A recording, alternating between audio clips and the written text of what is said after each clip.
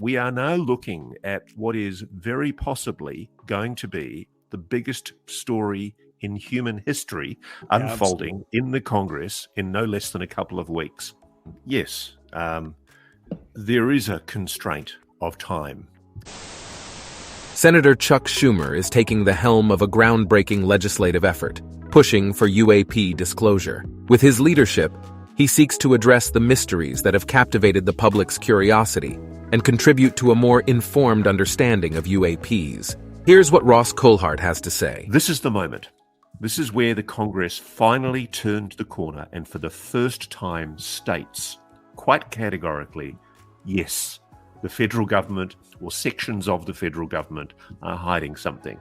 Legislation is necessary because credible evidence and testimony indicates that federal government unidentified anomalous phenomena records exist that have not been declassified or subject to mandatory declassification review, as set forth in Executive Order 13526, relating to classified national security information due in part to exemptions under the Atomic Energy Act of 1954, as well as an overbroad interpretation of transclassified foreign nuclear information, which is also exempt from mandatory declassification, thereby preventing public disclosure under existing provisions of law.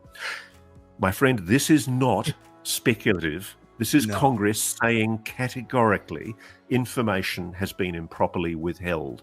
It is not only extraordinary, but it's also a little disturbing, because if you're going to start talking about non-human intelligence now, and this has been going on as long as it has been, there's got to be a reason why the powers that be in Washington, D.C. are starting to say we need to actually say the words out loud, and we need to get language in right now to get this taken care of. The only thing that would make a politician do that and act in that sort of enhanced way where they're in a hurry is that there's some bad news involved in this.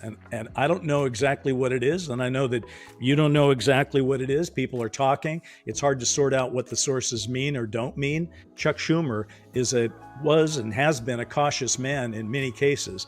And I don't think he'd be talking like this and pushing this if he didn't think there was a fire behind his back pushing him to do so.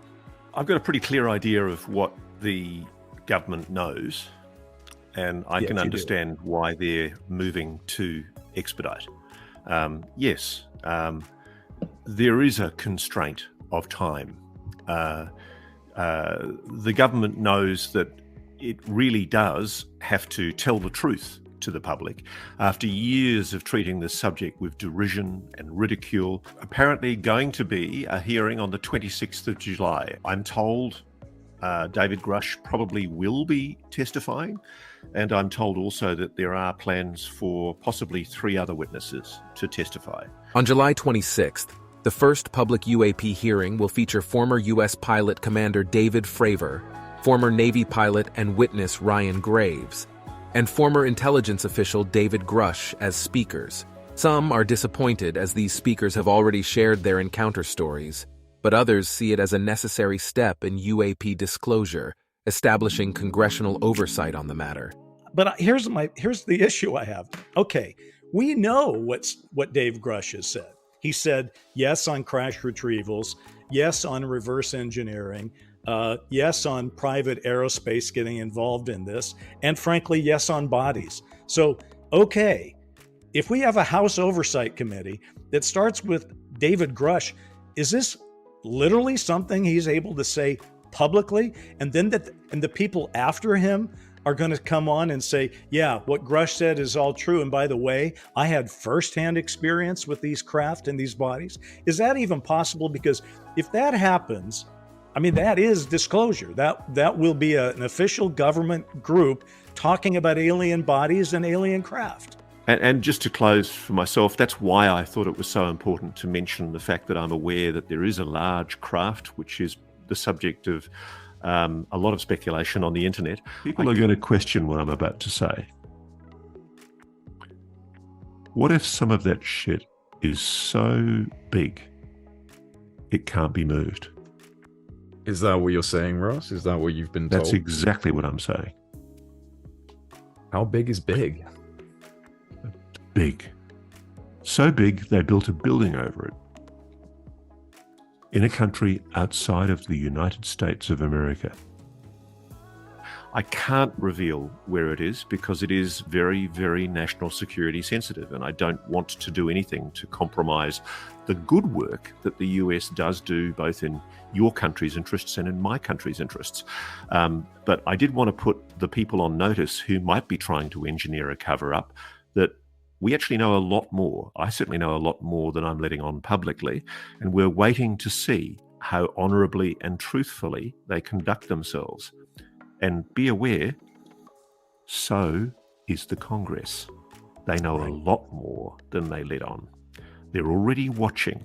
They're watching and waiting and just seeing what these executives do. Because there are people sitting in skiffs right now in private companies debating what they should do. And one of the issues that's foremost in their minds is protecting their company's profitability. They are sitting on assets, allegedly, worth incredible sums of money. Technological advances that are of enormous benefit to the world, not just to their company. They need to be put on notice that they're now being very, very closely watched. They have egregiously breached the oversight rules of the Congress and collaborated criminally with people in the defense and intelligence community, if these allegations are true, if, as the Congress appears to think they are true, to withhold and conceal from the American public and the world the biggest secret in human history.